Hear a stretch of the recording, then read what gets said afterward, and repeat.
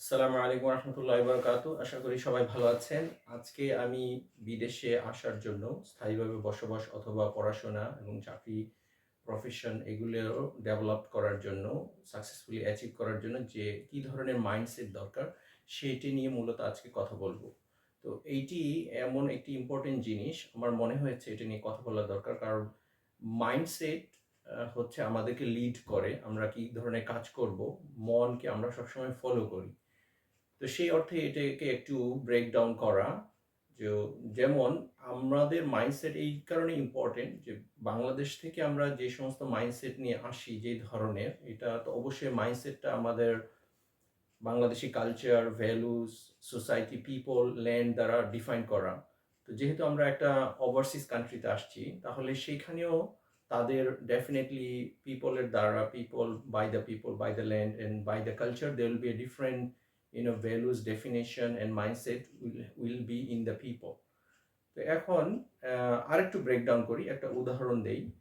মনে করেন যে আমরা বাংলাদেশ হিসেবে ভাত এবং মাছকে খুব পছন্দ করি এবং এইটা আমাদের কালচারাল একটা requirement. At the same time সবচেয়ে বেশি রিকোয়ারমেন্ট হচ্ছে আমাদের খাবারের চাহিদা, শারীরিক যে রিকোয়ারমেন্ট সেটা মধ্যে যদি আমি আর একটু ডিটেলসে যাই, কার্বোহাইড্রেট প্রোটিন মিনারেলস ভাইটামিনস এগুলোর ফুলফিল হয় আমাদের এই খাবার থেকে।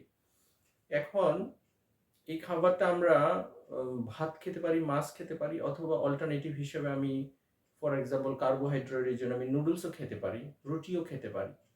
এখন আমার যদি এই প্রায়োরিটিটা আমার মধ্যে আমি এই ফ্লেক্সিবিলিটিটা আমি আমার নিজের মধ্যে ইনকালকেট না করতে পারি যে আমার কনভিনিয়েন্সি যদি হয় এই মুহূর্তে আমার হাতের কাছে রুটি আছে আমি রুটি খাবো, হাতের কাছে noodles too is very quicker to prepare easier, so আমি এইটা দিয়ে আমি আমার প্রয়োজনটাকে সারবো কারণ আমার কার্বোহাইড্রেট প্রোটিন মিনারেলস এগুলা যে কোনো কিছু দিয়ে আমি ফুলফিল করতে পারি।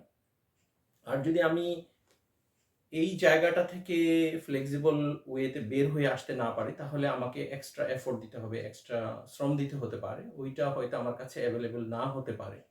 তো এই উদাহরণটাকেই আমি এখন প্রফেশনাল লাইফে আমি নিয়ে যাওয়ার চেষ্টা করছি যে আমরা বাংলাদেশ থেকে যখন আসি তখন বাংলাদেশিদের মেন্টালিটি অনুযায়ী কালচার অনুযায়ী ফ্যামিলি ভ্যালুস সোসাইটিজ এবং লং টার্মে আমরা একটা স্বপ্ন নিয়ে আসি এবং সেই স্বপ্নগুলো একটা ডিফাইন করা কারণ হচ্ছে আমাদের কেরিয়ার অথবা কোন সাবজেক্টে পড়াশোনা করছি সেইটা প্রায়োরিটি লিস্ট আছে আমাদের, সেই প্রায়োরিটি লিস্টটা আমাদের ব্যাক হোম সোসাইটি দ্বারা আমাদের ডিফাইন করা। আমার মনের মধ্যে দীর্ঘদিন যাবৎ সেটা ইনকালকেট হয়ে আছে, দীর্ঘদিন যাবৎ আমার মনের ভিতরে সেটা প্রথিত হয়ে আছে। তাহলে আমি যখন ওভারসিজে আসবো এখানে এসে দেখবো যে এই প্রফেশনগুলো এই ডিগ্রিগুলো এই সাবজেক্টগুলো হয়তো আমরা যেভাবে প্রায়োরিটিতে রেখেছি এখানে এইভাবে প্রায়োরিটিতে রাখেনি। তো এইখানে এই দেশের প্রায়োরিটি অনুযায়ী আমাকে নিজেকে অ্যাডাপ্ট করতে হবে। একটা উদাহরণ, nursing Australia America Canada Europe একটা good profession, honoured profession, it's a good money earning profession, it will take you a good settled life flexible life. Just উদাহরণ, so nobody will look at you in a different eyes like people in Bangladesh will look at you if you say I'm a nurse. So এখন আপনি হয়তো এই nursing প্রফেশনটা যদি এইখানে avail করেন তাহলে আপনার লাইফটা খুব দ্রুত সেটেল হয়ে যাবে, খুব দ্রুত আপনি হয়তো বা স্কিল মাইগ্রেন্ট হতে পারছেন, খুব দ্রুত আপনি এখানে ফাইন্যান্সিয়াল স্টেবিলিটির মধ্যে নিয়ে আসতে পারছেন। কিন্তু সেইটা একদমই শকিং বাংলাদেশি আপনার ফ্যামিলি মেম্বারদের জন্য হতে পারে। আপনি যদি ফর এক্সাম্পল অবিবাহিত হন তাহলে হয়তো আপনার বিয়ে করাও টাফ হতে পারে। আর যদি বিবাহিত হন আপনি ফ্যামিলির বিভিন্ন আপনার ফ্যামিলি অথবা আপনার ওয়াইফের ফ্যামিলির বিভিন্ন মেম্বারের তরফ থেকে ফ্রাস্ট্রেশনের এক্সপ্রেশন দেখতে পারেন, ফ্রাস্ট্রেটেড এক্সপ্রেশন দেখতে পারেন। তো এইটা হতে পারে। এই জন্য কিন্তু আপনি যদি আপনাকে ফ্লেক্সিবল না করতে পারেন তাহলে আপনার এখানে সেটেল হওয়া it will be take more time, you need to face more challenge. তো এটা জাস্ট একটা উদাহরণ। তো এইখানে আরো বিভিন্ন প্রফেশন, এখানে প্রফেশনকে কেউ বড় ছোট করে দেখে না, যেটা আমাদের দেশে অথবা আমাদের ব্যাকহোম কালচারের কারণে সেটা এরকম হয়েছে।